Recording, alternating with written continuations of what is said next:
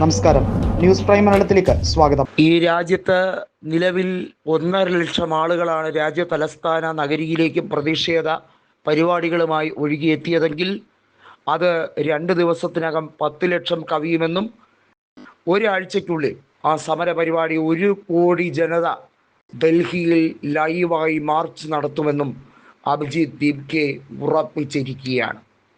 ഐതിഹാസികം. 147 കോടി ജനതയുള്ള ഈ ഭാരതത്തിൽ 1 കോടി ജനത മതിയല്ലോ നരേന്ദ്രമോദിയെയും അമിത്ഷായെയും കെട്ടുകെട്ടിക്കാൻ. ഈ രാജ്യത്തുള്ള സർവ്വ പോലീസുകാരും നിരന്ന് നിന്നാൽ പോലും രാജ്യമൊന്നടങ്കം പ്രതിഷേധ സ്വരവുമായി എത്തിയാൽ നരേന്ദ്രമോദിക്കൊന്നും ചെയ്യാൻ കഴിയില്ല.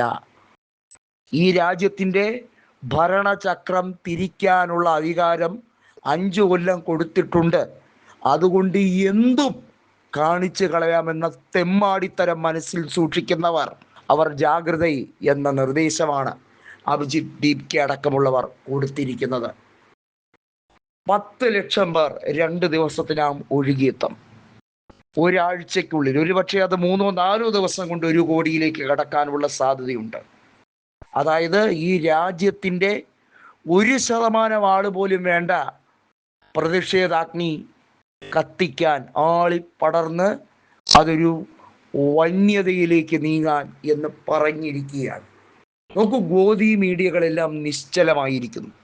അർണബ് ഗോസ്വാമിയെ പോലെ BJPയുടെ ഏറാം മൂളികളെല്ലാം ആകെ നാശോന്മുഖമാകുന്ന അവസ്ഥയിലേക്ക് നീങ്ങുകയാണ്. തങ്ങളുടെ പെട്ടിക്കട തുറന്നു വെച്ച് ഇനി എന്ത് പുലഭ്യം മോന്തും എന്ന് സംശയിച്ചിരിക്കുന്ന അവസ്ഥയിലാണ് അർണബ് ഗോസ്വാമിയും BJP ഏജന്റുമാരും എല്ലാം.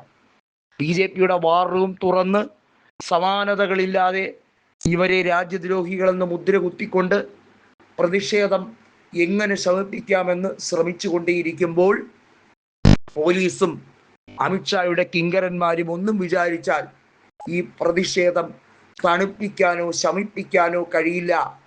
ചർച്ചകളിലേക്ക് നീങ്ങേണ്ടി വരും.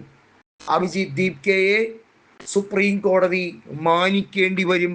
അഭിജിത്ത് ദീപ്കെ അടക്കം ഈ രാജ്യത്തെ തൊഴിലഭ്യസ്തരുടെ മുഴുവൻ പ്രതിഷേധത്തിന് അവരുടെ മുമ്പിൽ നിരുപാധികം മുട്ടുമടക്കി മാപ്പ് പറയേണ്ടി വരുന്ന ചീഫ് ജസ്റ്റിസിൻ്റെ ഒരു സ്ഥിതി നിങ്ങളൊന്ന് ആലോചിച്ചു നോക്കൂ. ഈ രാജ്യത്തിൻ്റെ ചീഫ് ജസ്റ്റിസ് സമാനതകളില്ലാതെ താഴ്ന്ന് നാണം കെട്ട് നിൽക്കുന്ന അവസ്ഥയാണ്.